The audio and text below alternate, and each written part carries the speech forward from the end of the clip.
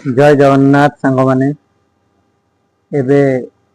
ओडिशा रे गोटे दुखदीय घटना घटी जाइए आमर सौम्य भाई जे कि अल्प किसी दिन आमको छाड़ी चली जाइछंती आत्मा को भगवान शांति दियंतु।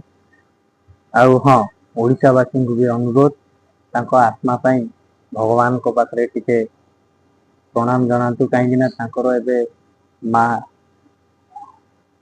जे कि एबे बहुत कष्ट अच्छा न्याय निश्चिंत मिलू। ये जो लेडीज की कहूँ कि जो आमर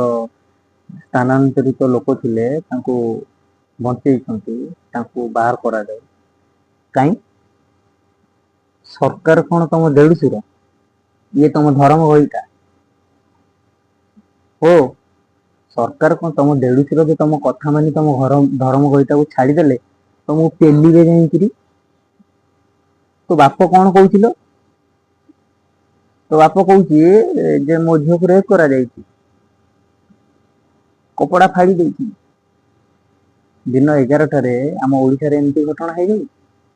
हाँ निश्चिंत भाव में आम तो सेटा देखिना जदि भी सेटा सौम्य भाई तुम सहित कर भूल किंतु प्रॉपर इन्वेस्टिगेशन करा जाऊ दोषी की दंड निश्चिंत मिलवा दरकार। आ हाँ भाई गोटे माँ आखिर लुह निश्चिंत पड़ो जो मैंने सामिल अच्छा निश्चिंत गोटे माँ आखिर लुह पड़ो। तमें 2 जन जाक झील फाशी पाइबा निहाती दरकार छोटिया कथाटे कर तमें गोटे छोट केस टाकू नहीं तुम एत दूर थोदेल जे 3 पुलिस ऑफिसर सस्पेंड तुम जो 11-12 जन ए जेल रे गल माने तुम कौन करदेल घटनाटा निजे टी बुझ ता सत्वे तुम कहे से भाई मान छाड़ी दियो भाई मान छाड़देले तुमको नहीं पूरे तुम पशिव तमें तो निश्चिंत पशिव भाई एत सन्देह ही ना कि जो घईटा तुम बाहर करा जाऊ ना से घईटा बाहर मिल धन से घईटा रही कहीं कहल धर्म घईटा जी साजिब ये परिस्थिति से ही पड़ो। अरे बेद पिले तुम धर्म घईटा साजिब तुम किए कहला रे माँ ये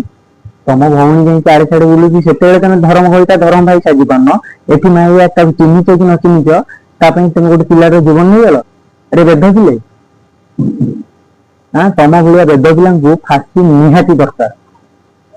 तुम भाया बेद पिला तुम जो कह तुम धर्म घईटा तेने अरे माँ ये आसिलनी बुझिलनी